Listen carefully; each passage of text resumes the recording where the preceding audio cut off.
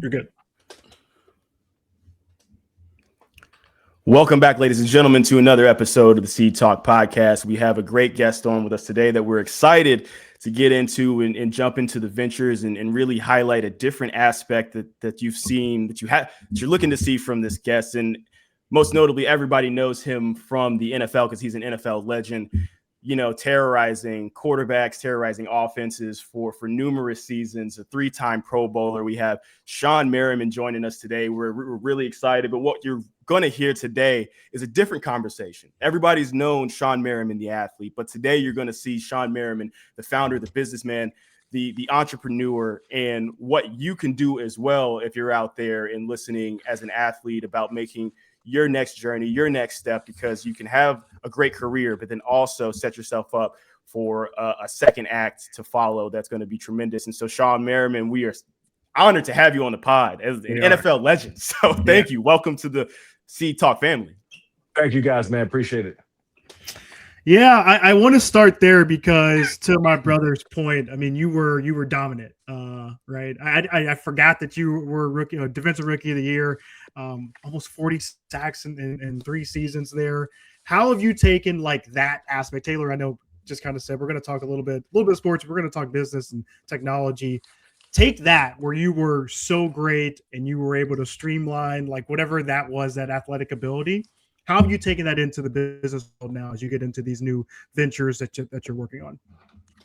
I think the biggest thing for me, man, is especially when you get up to the NFL level, everybody's good, right? I mean, you got nobody that everybody's at elite status, and then you start talking about Pro Bowlers, you start talking about all pros, and you start talking about the offensive player and defensive player of the years.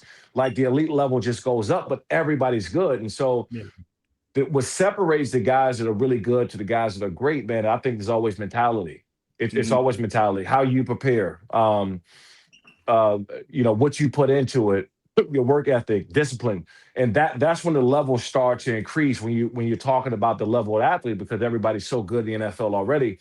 And so what I was able to do, man, is just that same approach that I had in preparation, the same approach that I take, getting up in the morning, finding that excitement to get you up in the morning, get you out of bed, that same excitement of running out to 70,000 plus people and millions of people watching. So once you find out, like, and you find something that gets you going like that, you hit a home run.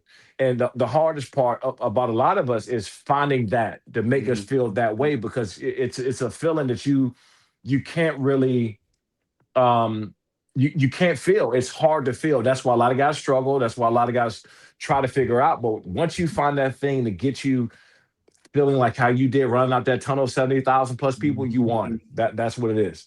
Yeah. It's a gladiator mentality when you get out there. So like you said, you hit a home run. And for everybody that let's go for our younger crowd that listens. I would say before the gritty hit the emote, I would say landscape and spirit. This would have been the first emote that you would have seen out there, called the lights out dance. When you saw Shawne Merriman come around the corner, light up somebody next to you, you had lights on, lights off, but it's lights out here with the dance that you had. But you were able to parlay that and transfer that into a brand. And then with that brand, then you built the foundation of your fighting empire. So what was the spark there? What was the idea? Were you like, I had something organic come up, and then I'm going to transition it and just grow it and make it big? Because Lights Out was something before. I think it was a brand before the time of all the marketing that you have in social media. What's crazy about that, man, is it caught on so much. Like, this is pre-social media. If I had social media back then, who knows how big it would have been, right? Because everything, people are seeing it in real time. But I think for me, I've always envisioned Lights Out being bigger than what I was. I envisioned Lights Out being a brand and a company and clothes and different things. But I was kind of the person that catapulted everything else. Right. So it had to start with me, but it had to be big enough where it was big enough to live on its own. And so I've already started to kind of plant those seeds of it being something much bigger to me, because as you know, man, like, you guys might have watched me, but you got the really younger guys who probably didn't. who might go back and see some YouTube videos, but they didn't get a chance to see me live. And so as a player, your name dies down in what you actually did on a football field, but what lives on is that brand.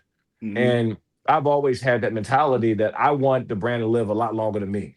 I've always said that I wanted to be around there, 60 years from now, somebody come around saying lights out, and they might have remembered what I did on the football field, but it didn't matter because it's already been built enough where it can stand on its own. Right. And so my mentality was always that, but it had to start with me. Yeah. I'll Did pass that you start? let me I got to follow up on that one. Yeah, go ahead. This is on a side note, but what was the I would say the most fun lights out moment on the field that you had, sack wise or just moment impactful game where you broke that dance out? Well, I hit you, put you on the spot there. So I think for me, man, there's nothing like playing on Sunday night, Monday night football. Like it's just not. You're the only show on. Ain't no flipping back and forth. There's no 6 other games to watch somewhere else. Like you are it. Yep. And I had one of the biggest games against the Raiders on Monday Night Football in 2006. And I the first thing I'll tell you, I love sacking Tom Brady and Peyton Manning, getting Ben Roethlisberger. I got them all, right? And so you're like, I wear that badge of honor of playing against those greats. But man, I had like 3 or 4 sacks on Monday Night Football, and it put me on such a platform of that dance become nationally and internationally known, dude. I remember going during the off seasons where I was in Germany and other places, and people were starting to watch football a little bit more, and they knew that damn dance. They knew it. I was like, I said, bro, this is crazy. It's crazy how much it caught on, but that's the power of playing on the platform like the NFL, Monday Night Football and ESPN, like seeing that, and then it being on all the sports talk shows after and showing highlights. And so it started there, but again, you have to start to plant the seed to do something later on after that, right? Because that dies down. You got to go and do it again. That dies down. So you have to start planting the seeds to grow without you having to continue on to do that, because you can't play football forever. You can't be that guy on the field. So you have to start putting things in place where that brand lives on a lot longer than what I can do on a football field. Yeah. And when did you kind of start thinking about that? And now that we were kind of talking off air that you're in these rooms, you're at these board meetings, like everyone wants you because you're the asset, right? You're the former NFL player. You're the legend.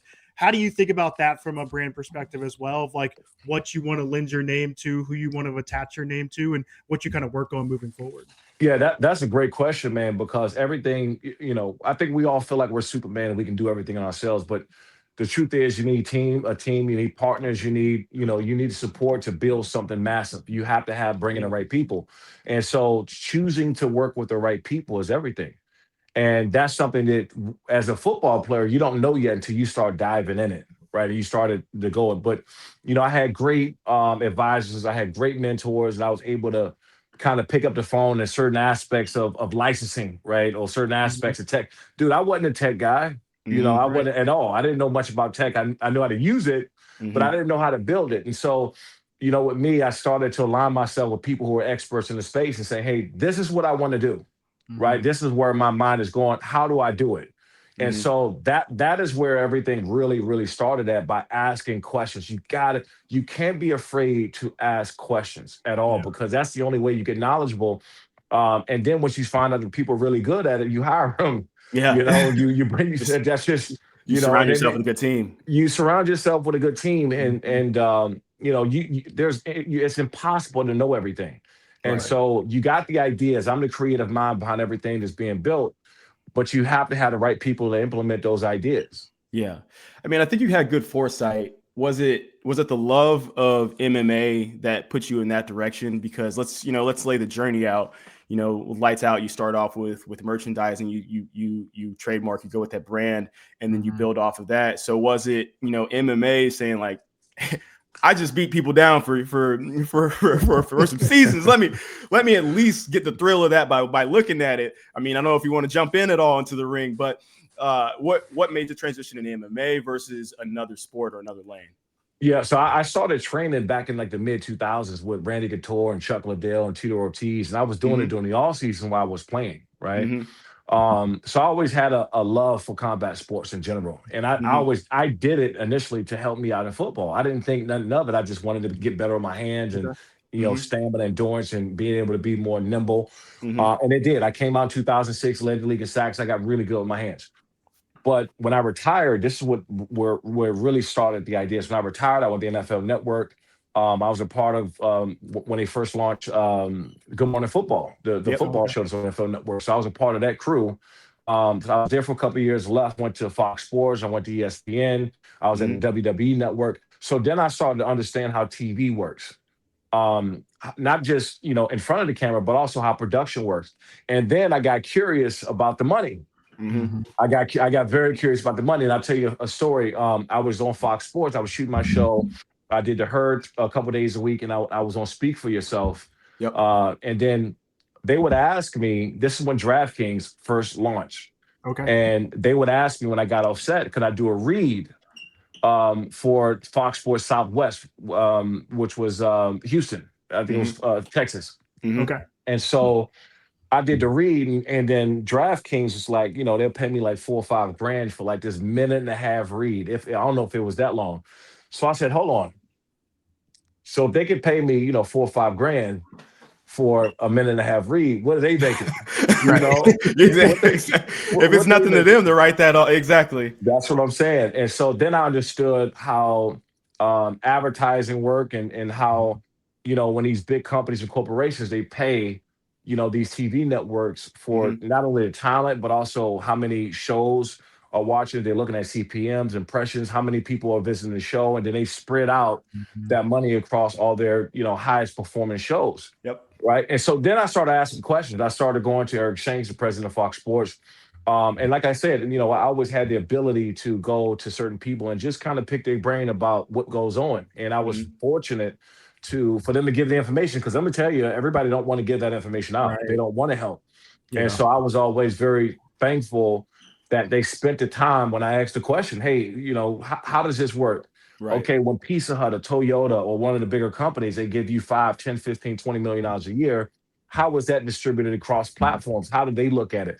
And so I started to gather all this information up. And this was a long time before I launched Lights Out Extreme Fighting. I understood production, TV, distribution, advertising. And so I started to learn the business. And so I was ready to go when we launched Lights Out Extreme Fight. I knew exactly who's spending the money in which areas, what they were looking for. And I started to build, sales team, operations team. And then it kind of just grew from there. Yeah, I think what's that? And I know that you're a part of the AI driven advertising, right? Which is PTF Lab. What is one of the hardest things now, because there's so many things that we can all watch? Tonight is opening night for baseball, and it's on Netflix. It's a fake opening night. Hold on, can we say that opening day's tomorrow? I don't. It's too much. But you know what I mean? Like, how have you, and one, obviously being a part of NFT Lab, but how have you kind of looked at that? How has the landscape kind of changed with so many things that we can kind of get into and watch? And to your point, how are you kind of looking at that from a business perspective? Well, when I build things, I build it to solve problems. And, I saw that the advertising and the way people are advertising, networks included, how they were spending money and how they can grow incrementally, building different verticals. And so I said, well, virtual advertising is the number one thing to go, because a lot of these, especially the bigger networks, all the way down to the regionals, if you can give them something to sell, right? When you're selling locally, regionally, and then nationally, and then internationally, if you can solve those problems by implementing a solution, then you got a winner. Then you can play ball with anybody. And that was my mentality, is like, who can I play ball with? Because these are some big networks. I mean, if you see the Paramount and Warner Brothers deal, I mean, these are $100 billion deals, right? Yeah. And so, as big as they are, how can you help them monetize? How can you, grow different verticals where they can make more money on advertising and add a solution? And so that's all I do. I provide solutions to these bigger companies, networks, organizations. And as long as you can do that and make the money, they'll talk to you for sure. Yeah. I can tell you that. Yeah, I think you said two big things. One, preparation. And then, when you're prepared, and like you said, you learn the ins and outs, and then you were able to then take off once it came up, but then also seeing where the direction's going. Let's dive into the league a little bit. So it's what's for the fighters, from the fighters standpoint, what type of fighters do you guys, because it seems like there's a lot of opportunities that you're bringing in, and with that it's a good product because one, you have a breadth of fighters that you're bringing in. So what is the main direction for a lot of the fighters? Is it, hey, we're giving a lot of opportunities to these undercards, and then you build your way up into the league, and then to get into the main card or the title fight? So just kind of give a little more insight there into the fighters world. Yeah, I think the biggest thing for us is that we sent more fighters to the UFC last year than I think anybody in the country, just about or close to it. And in fact, our former heavyweight Tyrell Fortune just signed the UFC 2 weeks ago, and so we got another one there. And so we want to keep producing up and coming talent, right? There's so many fighters that look for opportunity. So a lot of people, when they get in this industry and they don't understand the industry, they think that you got to go out and compete with the UFC in order to be big. You don't. Right. What you have to do is create something that's not there, and that with fan engagement, different formats, different creativity, and build something that's not there. Maybe they might adopt it if they like it enough, right? Yep. And so, my thing was to build something where we're not necessarily ever having to compete with the UFC. We can build our own community, our own fan base. And as long as we keep having a pipeline for the fighters to go to UFC, you're going to get the next up and coming top guys because they're looking at, oh, hell, those 10 guys just went to the UFC. I'm trying to go. Where do you go? You go fight it lights out. And so if you build that mentality, you're going to win a lot in this space. I just think the misconception is that you have to be as big as the UFC, or you got to compete with them. You can still be big, man. Like you can still have extreme amount of success by building your own and being different. And so for us, man, that was my only mentality. It's like we don't ever even think about competing with the UFC. They're so big. They're the 800-pound gorilla. Yep. How can we provide something that's not there to the audience? That's always my mindset when I'm approaching these things. I think when you parallel that, you see, I know you see a lot of parallels like to the juggernaut of the NFL, and then everybody's been trying to create the league. And I think finally you've seen the blend of what you had from the spring league. I think they put the XFL and the UFL together. So like, how can we be, whether if it's feeding or just be a partner, and we're not necessarily competing? And I think that's a solid strategy because you're filling a gap, you're filling a void, but you're also providing a solid avenue for athletes to continue, but then also from the fan engagement as well, because you've seen that with the partnerships that you guys have with Fubo TV and so forth and so on, that you can get on all your major platforms as well. Yeah, man, and then too, let me tell you, content is content, right? If you can produce a 3 or 4 hour game or fight or whatever it may be, it's still valuable to these networks. So you may not be the NFL, you may not be the UFC, but if you got quality production, great fights, there's a home. There's a home for it. And as long as you got a home to be visible, everything else rises. Your credibility, your notoriety, sponsorships, everything goes up when you get visible. And that's why I keep kind of alluding to, we're not trying to compete with nobody. I don't think we even have to. I think that we have to keep being successful on our own, and not just us, anybody that's looking to do it. Just it's Coca-Cola's there, but there's plenty of people to drink Pepsi. And so you get what I'm saying. And so if you keep that mindset of growing and then growing inside your own community, you can be successful. Yeah, and I was going to stay there too. Like, I feel like because you've been in front of the camera, behind the camera, is there something that you, let's say your younger self, right? What would you kind of tell your younger self about branding, and that, like, to your point about the fighter you just kind of mentioned, there's so many opportunities for media and for personality driven athletes, right? What do you kind of tell, to your point, some of the fighters that are coming up? What do you tell some of the NFL athletes that are trying to kind of figure out what they are from a branding perspective now? And I just had this conversation with somebody. Your brand doesn't have to be mega or massive, right? You don't have to be like an all-pro or big name. Man, you can go back to your hometown and get on a local radio station and start to build a platform. And if you dominate your own backyard, you can have a massive amount of success. And I think that people overlook that. People think that, because I'm not a Pro Bowler, I don't have a big name, I can't be extremely successful. man, you go back to your hometown or where you went to school at, and where you're known because you still have a fan base. People still know who you are. You might have went to a big college or big university, and Mhm. start to build from inside in. Sometimes you may have a quicker and bigger following locally, and then start to expand to regional, start to expand these to national if it gets to that point. But Right. man, dominate your own backyard. You dominate your own backyard, man. You can, I mean, the success you can have would be endless. Yeah. I'm curious how you feel about. I want to go back to TV and fan engagement, things that you just kind of talked about there. Do you feel like we're at a place now where people are going to start to get away? Used to the Paramount deal that's coming across, right?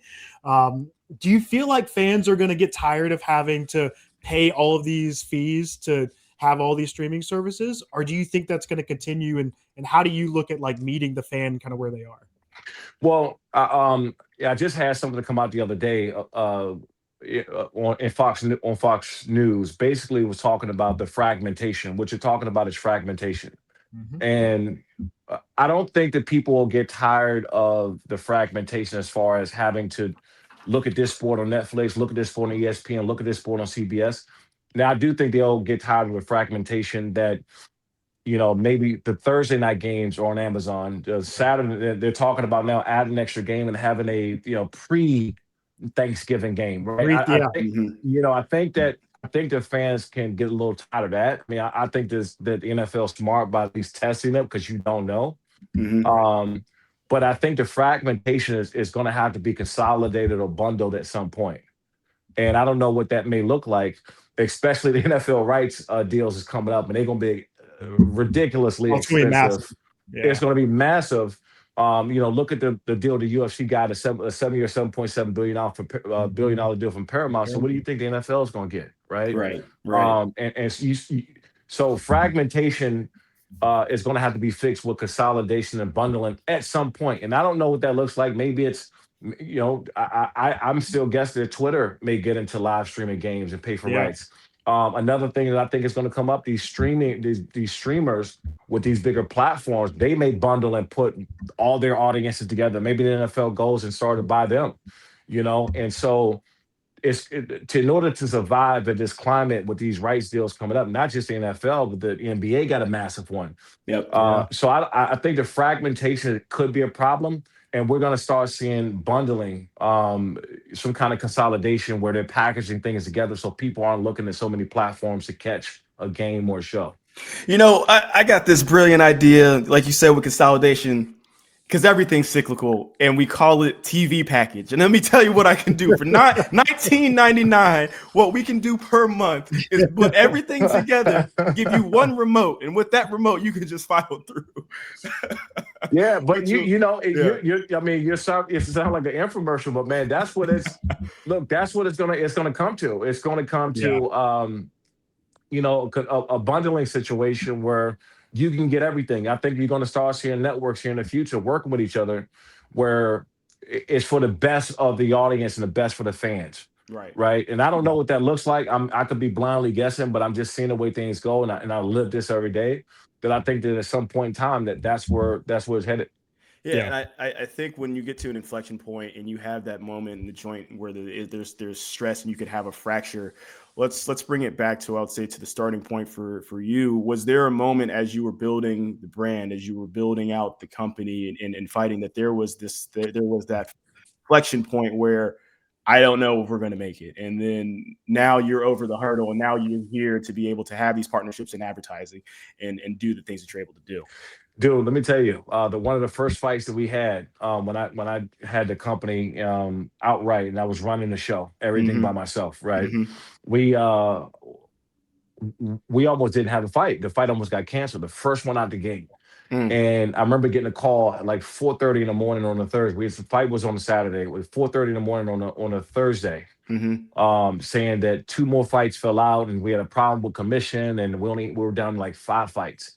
And Mm. you need at least 5 fights in order to put on a show, Hmm. right? And I actually reached out to my matchmaker at the time and I said, how long would it take for me to get registered because we're gonna have a fight. Because I'll fight if we need to. Straight like that. Yeah. Straight Let me like that. throw. I said we having a fight. We ain't canceling Yeah. nothing. Yeah. I said, so if something else happened and we need 5 fights and one of those 5 fights canceled, Yeah. I'm getting in that cage. I'm throwing down. I was looking to see how fast I can get my physical and everything else. We're having that fight. But what that taught me was, and that, you start off like that. I mean, everything else is kind of water on the bridge, and you got your obstacles Mm-hmm. along the way. But Mm-hmm. it's really about having the right team Mm-hmm. and figuring out, because when you start off, I mean, everybody can do everything. They're so good at this and they're so good at that, and you start to go through it and see who's not good at what they do. Mm-hmm. And then you get those people out, then you get the right people in, you make sure that your team is tight. And because once that happens, you got experienced people, and then also people that care about what you're doing. Right. People have to know what you got on the line and what you put into it, because if Yeah. not, it's like, oh, okay, well, yeah, the fight didn't happen. Well, guess what? I got $60,000, $70,000 is gone. I got, now we canceling fights. Now you're hurting the brand. Now the fighters don't have confidence in the company. It's just a lot that comes with that. So people need to understand what you put into it Right. and how you got here. And I think that's extremely important. No, I mean, I totally agree. And when people feel like you care that much, they then start to then care, right? If it's just a job for them, it feels like you get a different output there. I want to ask about some of you talked about DraftKings earlier, betting integrations that have come down. Obviously now we've got prediction markets that are kind of going back and forth in Congress. Where do you look at that in terms of what you're kind of building out, the betting integrations and the opportunity to maybe like have kind of the live aspect to what you're building? You know what? Whether people like it or not, it's part of sports, and it always have been. Now it's just legal now, and you got to go through the process. But there's a lot of stuff on my end as far as compliance. When you're talking about betting things like that, we work with a company by the name of IC360. Mm-hmm. And what they had to do is we had to go through a long process of making sure that we're compliant with every aspect when it comes to betting. And so, for example, if you saw the UFC fighter who got in trouble for being involved in some betting or whatever, Yeah. right? Mm-hmm. That was caught by that company IC360 that we also work with, because they noticed things were wrong. I didn't realize that. And there's teaching to the staff, and there's teaching to everybody involved. They monitor social media and the conversations. I mean, you got to be really compliant, Right. because the betting aspect is involved, and that's only going to intensify. It's not going away. It's only going to get bigger, right? Yeah. Because betting has always been a part of what sports is about. Yeah. Now, on the flip side of that, I think that there has to be some sort of governance, right? Guardrails, and to make sure it's done right, because that can get wacky and get out of hand. Mhm. But overall, man, again, we talk about fan engagement. I don't care what people say about betting, anything else. That betting will have you glued to a TV because you want to know what's going on. And that's when you have people that's involved in betting, whether it's DraftKings or FanDuel or any one of the other big boys, it's going to increase fan engagement. Yeah, you see it, especially I want to say, like, the NFL's kind of cornered the market because it started off really early prior to betting really integrating itself in. But when you started off with fantasy football, Right. and then now you had, a lot of people like, I'm going to be this new GM for my team. But what it did is it made the league a lot more sticky and continued to spread its arms with the fan base. So what have you guys seen, especially from the consumption side, from the metrics that y'all are seeing? Because the number one demographic right now to grab is Gen Z, and how can we position them with a product that, one, they're going to consume and return to consuming? So what are you guys seeing there? And then obviously, like you talked about earlier, and utilizing AI to be sticky with the sponsors and your partnerships, is that's another driving force as well, to be able to align yourself with the strong demographic as you guys are growing? Yeah, I think Gen Z's biggest, I would say, upside of what we do is streaming.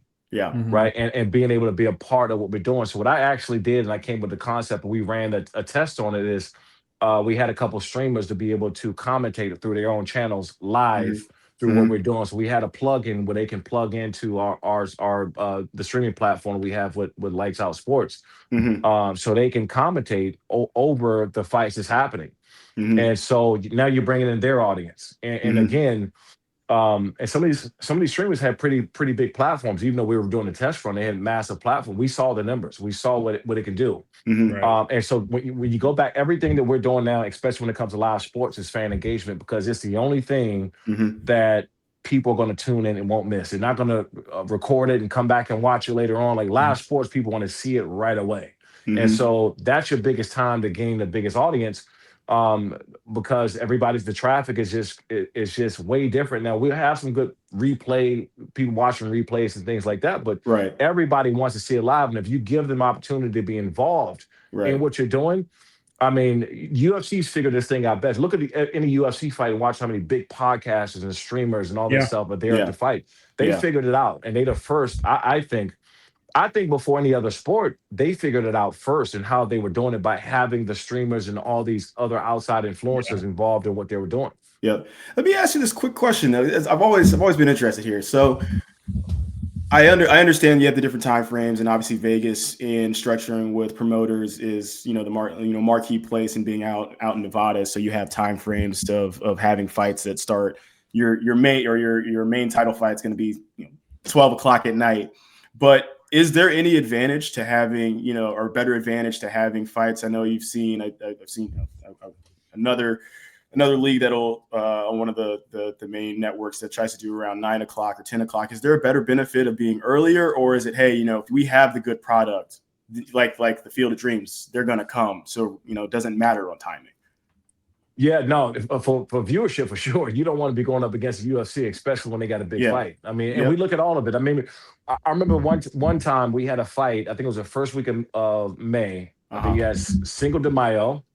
You had the Kentucky Derby, and I think it was like the Lakers had playoff. It was like three things. Yeah, Dodgers too. Yeah, and so I'm looking at the time slots. I'm like, oh, okay, cool. If we start now, right, we're probably we'll miss the Kentucky Derby, then we'll start right before the next game starts, and it'll just before the main card of UFC starts. So I'm looking at all of it. Yep. And so we strategically plan around that, and then you hope for the best, because again, I don't have that big of an ego to say, well, I don't care who's on, we're gonna just go. Like we ain't, I'm smart, man. We're not doing that. I think that and so all of that is strategically set up way beforehand. Yeah, no, I like that, because it also then that leads into have you having streamers added in, and then the streamers that can hit their viewership platform whenever, because there's just a lot of these kids nowadays or millennials, you're just walking with your phone, you're like, I'll tap in. And then it's not, I need to grab my popcorn and really sit in front of the TV per se. So no, I like that strategy, and I think it definitely lends to the viewership growth that you guys have consistently gotten. Yeah. I know we're close to the 30-minute mark here, so we'll I got two founder kind of questions for you here. So to kind of round this out. First one, if a founder came to you tomorrow with a sports tech or kind of media company, what is the first question that you ask that founder? What problem does it solve? That's always the first thing, because there's so much out here, right? And so the last thing you want to do is build something that's already existing and somebody that's bigger than you, because they can corner the market anytime they want to. And they got the infrastructure to do what you're doing, but better. So when other founders or somebody's pitching the tech or doing anything like that, I'm like, okay, what problem does it solve for us, and how can we beneficial in the future? That's always my first question.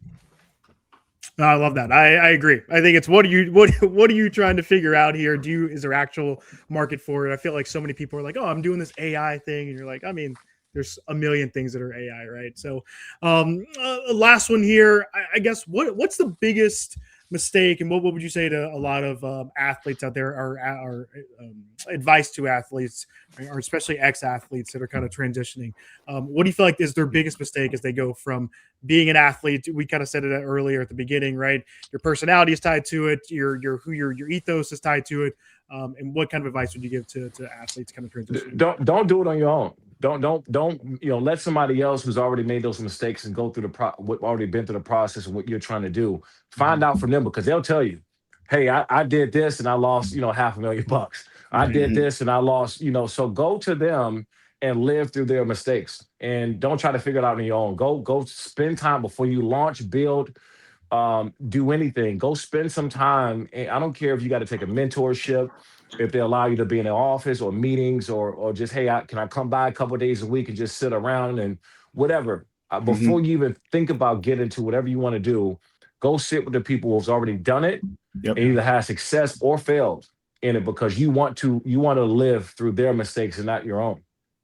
Yeah. No, I love that. I think that's a great way to kind of round us out here.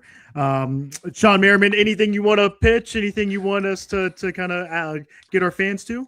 No, that's it, man. Just we got some announcements coming up, and I'm constantly hustling, man.